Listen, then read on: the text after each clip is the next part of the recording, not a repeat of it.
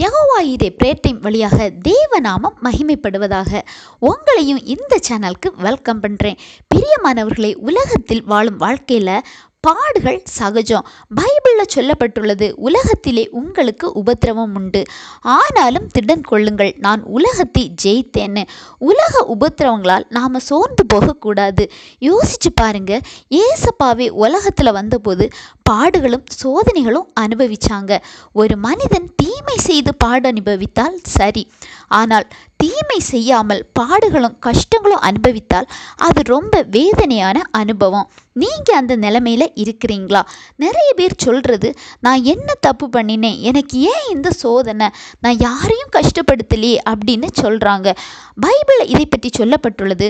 1 பேதுரு 3:17 தீமை செய்து பாடு அனுபவிப்பதிலும் தேவனுக்கு சித்தமானால் நன்மை செய்து பாடு அனுபவிப்பதே மேன்மையாக இருக்கும்னு.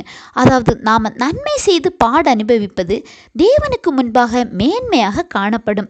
அது மட்டுமல்ல, அது தேவனுடைய சித்தத்தோடு நாம் அப்படி பாடுபடும் போது பிந்தின பகுதி நமக்கு ரொம்ப ஆசீர்வாதமாக காணப்படும்.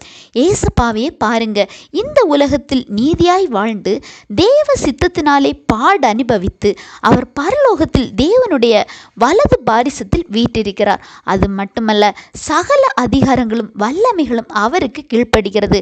எனவே சகலமும் அவருக்கு கீழ்ப்படியும் போது நமது பாடுகள் ஒன்றுமே இல்லை. அந்த பாடுகளை மாற்ற அவரால் கூடாதா? பிரியமானவர்களே, கலங்காதீங்க. நீங்கள் அனுபவிக்கிற பாடுகள் மேன்மையாக இருக்கும். அது சீக்கிரமாய் ஆசீர்வாதத்தின் தொடக்கமாய் மாறும். இந்த வேத பகுதி உங்களுக்கு பிரயோஜனமாக இருக்கும் நம்புகிறேன். ஆண்டவர் தாமே இந்த வசனங்கள் மூலம் உங்களை ஆசீர்வதிப்பாராக.